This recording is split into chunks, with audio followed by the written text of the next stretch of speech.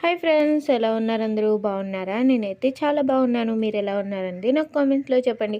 ఈరోజు మన వీడియో వచ్చేసి నా డైలీ రొటీన్ బ్లాగ్ని అయితే షేర్ చేయబోతున్నాను. నా బ్లాగ్స్ కనుక మీకు నచ్చినట్లయితే లైక్ చేయండి, షేర్ చేయండి, సబ్స్క్రైబ్ చేయండి. పక్కనే ఉన్న బెల్ ఐకాన్ని క్లిక్ చేయడం మాత్రం మర్చిపోకండి. మీరు లైక్ చేయడం వల్ల ఈ వీడియో మరింత మందికి చేరుతుంది ఫ్రెండ్స్. ప్లీజ్ లైక్ చేయండి. అలానే వ్లాగ్ ఎలా ఉందో కూడా నాకు కామెంట్ చేయండి. ఎర్లీ మార్నింగ్ 5:30 కల్లా లేచి ఫ్రెష్ అయిపోయి పూజకు కావాల్సిన దేవుడి సామాన్లు అవి కూడా నీట్గా క్లీన్ చేసేసుకొని కిందకి వెళ్ళి పువ్వులు అవి కూడా కోసుకొని తెచ్చుకున్నాను. ఈరోజు ఎవరు కొయ్యలేదు.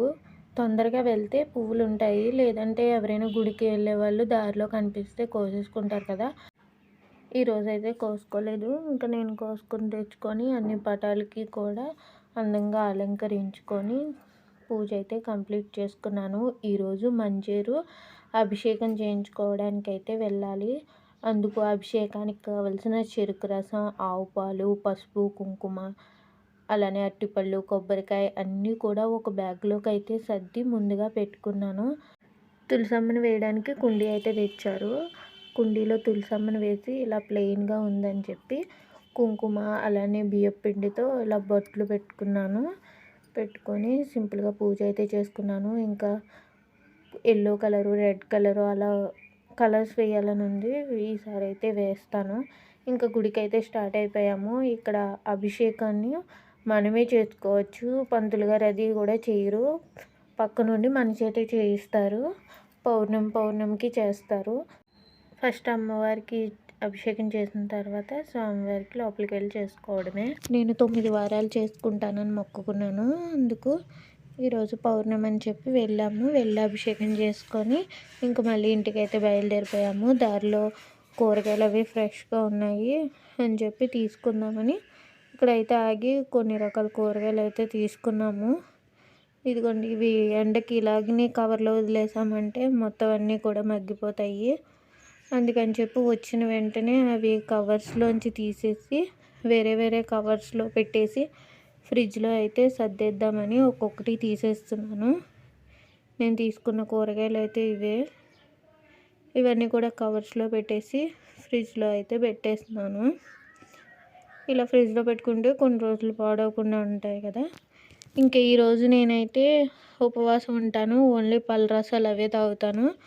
అందుకు నేను బత్తాయిలు ఉంటే జ్యూస్ అది తీసుకొని బీట్రూట్ అది జ్యూస్ తీసుకుందామని, మా వారికి ఏమో ఒక పక్క వంట అయితే చేద్దామని చెప్పి మామిడికాయ పెసరొడియాలు అయితే వండుతున్నాను.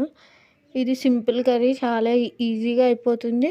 అలానే టేస్ట్ కూడా చాలా బాగుంటుంది. కొంచెం ఆయిల్ వేసుకొని ముందుగా పెసరపప్పుతో పెడతారు కదా, ఇవి పెసరొడియాలు.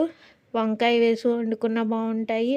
ఇలా మామిడికాయ వేసుకున్న పులుసు పెట్టుకున్నా కూడా చాలా బాగుంటాయి. ఎప్పుడైనా కూరగాయలు అవి లేనప్పుడు వెంటనే చేసుకోవడానికి బాగుంటాయి. ఇప్పుడు సమ్మర్లో అందరూ కూడా పెట్టుకుంటారు ఇవి. అవి బాగా వేగిపోయిన తర్వాత ఒక ప్లేట్లోకి తీసేసి ఒక ఉల్లిపాయ, చిన్న పచ్చిమిర్చి కట్ చేసి వేసాను. ఉల్లిపాయలు కొద్దిగా ఫ్రై అయిన తర్వాత ముందుగా కట్ చేసి పెట్టుకున్న మామిడికాయ ముక్కలు వేసుకొని ఒక 2 మినిట్స్ ఫ్రై చేసుకుంటే మామిడికాయ ముక్కలు సాఫ్ట్గా కుక్ అయిపోతాయి. ఆ తర్వాత కొద్దిగా ఉప్పు, కారం, పసుపు వేసుకొని ఫ్రై చేసుకోవడమే. ఇందులో ఎటువంటి మసాలాస్ అవి కూడా యాడ్ చేయని అవసరం లేదు. అవి కొంచెం వేగిన తర్వాత కొన్ని వాటర్ యాడ్ చేసి ముందుగా ఫ్రై చేసి పెట్టుకుని వడియాలు వేసేసుకొని ఒక 5 మినిట్స్ కుక్ చేసుకుంటే కర్రీ రెడీ అయిపోతాయి. హడావిడిగా ఏదైనా కర్రీ కుక్ చేయాలంటే ఇలా ఒకసారి ట్రై చేయండి. కుక్కర్లో రైస్ పెట్టేసి సింపుల్గా ఈ కర్రీ అయితే కుక్ చేసేసాను. నేనేమో క్యారెట్, బీట్రూట్ అలానే కీరా దోసకాయ ఉంటే అవన్నీ వేసుకొని జ్యూస్ లాగా చేసుకొని ఒక గ్లాస్ అయితే తాగేస్తాను. ఇలా మెత్తగా గ్రైండ్ చేసుకుని ఇలా అన్న తాగేయచ్చు, లేదంటే వడకట్టుకుని తాగొచ్చు. నేనైతే వడకట్టుకోకుండానే తాగేసాను. ఇంకా మా వారికి కూడా లంచ్ పెట్టేశాను. పెరుగు అలానే కర్రీతో ఇంకా లంచ్ అయితే కంప్లీట్ చేసేస్తున్నారు. ఆ తర్వాత నేను 4 o'clock అలాగా బత్తాయి జ్యూస్లో సబ్జా గింజలు నానబెట్టుకొని ఒక గ్లాస్ అయితే తీసుకుంటున్నాను. ఉపవాసం ఉన్నప్పుడు 4 hours-కి ఒకసారి ఇలా ఫ్రూట్ జ్యూస్ తీసుకుంటే నీరసంగా అనిపించదు. నిన్న వ్లాగ్లో చూపించాను కదా, హెయిర్ గ్రోత్కి న్యాచురల్ హెయిర్ ఆయిల్. ఇది ఎండలో పెట్టుకున్న తర్వాత ఆయిల్ కలర్ అయితే ఇలా మారింది. గుంటగొన్నాకు, వేపాకు, మెంతులు, ఉసిరికాయ ముక్కలు అలానే కొన్ని మందార పువ్వులు వేసాను. ఆయిల్ చాలా బాగా వచ్చింది. ఇది హెయిర్ గ్రోత్కి చాలా బాగా హెల్ప్ అవుతుంది. మరిగించుకున్న ఆయిల్ వాడడం కంటే ఇలా చేసుకొని ఒకసారి ట్రై చేయండి. హెయిర్కి షాంపూ మానేసి కుంకుడుగాయ అలానే హెయిర్ ఆయిల్ ఏమో ఈ ఆయిల్ యూజ్ చేయండి. ఖచ్చితంగా హెయిర్ ఫాల్ కంట్రోల్ అయ్యి హెయిర్ గ్రోత్ అవుతుంది. ఈవినింగ్ టైంలో ఎవ్రీ మంగళవారం మేము సుబ్రహ్మణ్యేశ్వర స్వామి గుడికి వెళ్తాము.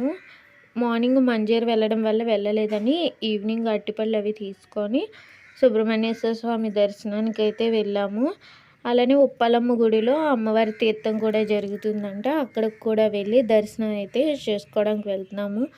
గుడి అంతా కూడా లైటింగ్స్ అయితే పెట్టారు. ఇంకా లోపలికి వెళ్ళి అమ్మవారిని దర్శనం చేసుకొని లైన్గా అలా తీర్థం అయితే చూస్తూ వెళ్తున్నాము. ఫస్ట్ స్టార్టింగ్ బొమ్మలు అవి ఉన్నాయి. గుడి కొంచెం చివరికి ఫ్యాన్సీ ఐటమ్స్ అవి పెట్టారు. అలానే పానీపూరి, చాట్స్, ఐస్ క్రీమ్స్ ఇవన్నీ ఉన్నాయి. ఈరోజు నేను అవేమీ తినను కాబట్టి వాటి జోలికైతే నేనేం వెళ్ళలేదు. ఇయర్ రింగ్స్ కలెక్షన్ అయితే చాలా బాగున్నాయి. కొత్త కొత్త మోడల్స్ అవి ఉన్నాయి. ఫిక్స్డ్ రేట్స్ అంటే ఏవైనా 40 రూపీస్ అని అయితే పెట్టారు.